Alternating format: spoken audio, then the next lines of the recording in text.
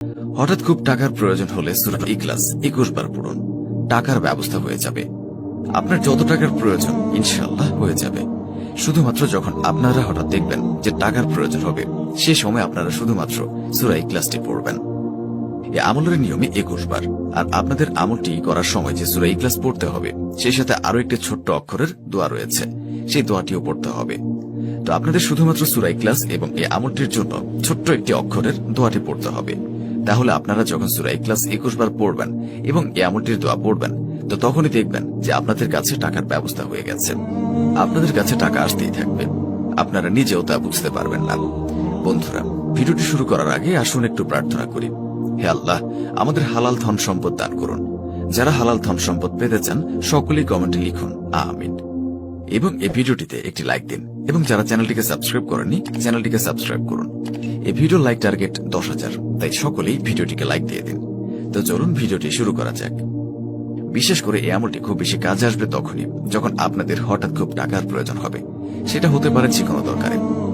আপনার যখনই টাকার প্রয়োজন হবে, আপনি একটু কষ্ট করে সূরা ইখলাসের এই আমলটি করবেন, তাহলে দেখবেন যে আপনাদের কাছে টাকার ব্যবস্থা হয়ে গেছে।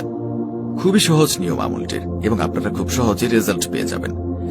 তো আপনাদের এখন এই আমলটির কথা বলে দিচ্ছি। এই আমলটি আপনারা ছেলে মেয়ে সকলেই করতে পারবেন, এবং এর সাথে সাথে ছোট বড় সকলেই করতে পারবেন। যদি আপনারা এই আমলটি দ্বারা এই আমলটি করে খুব তাড়াতাড়ি টাকার রেজাল্ট পেতে চান, যখন আপনাদের টাকার দরকার সেই সময় টাকা পেতে চান, তাহলে কিন্তু আপনারা এই ভিডিওটি অবশ্যই মনোযোগ দিয়ে দেখবেন। তবে এই আমলটির নিয়ম কিন্তু আপনাদেরকে একদম ক্লিয়ার ভাবে সহজভাবে বুঝিয়ে দিচ্ছি। যখন আপনারা এই আমলটি করবেন, প্রথমে আগে আপনারা সূরা ইখলাস অবশ্যই মুখস্থ থাকতে হবে।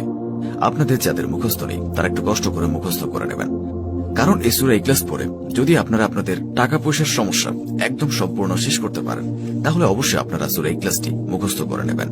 এবং সূরা ইখলাসটি মুখস্থ করে নিলে অনেক ফজিলত রয়েছে। এই সূরার ভেতর অনেক শক্তি রয়েছে, যা আপনারা আগে মুখস্থ করুন, তারপরে বুঝতে পারবেন। তো সূরা ইখলাস আপনাদেরকে পড়তে হবে। তো তখন আপনারা অবশ্যই এই আমলটি করার জন্য শুদ্ধভাবে সূরা ইখলাসটি পড়বেন। আর আপনাদের যে দোয়াটি 21 বার পড়তে হবে, সেই দোয়াটি মাত্র আপনাদেরকে 3 বার উচ্চারণ করে শোনাচ্ছি। তাহলে আশা করি আপনারা বুঝতে পারবেন দোয়াটি হলো সুবহানাল্লাহ।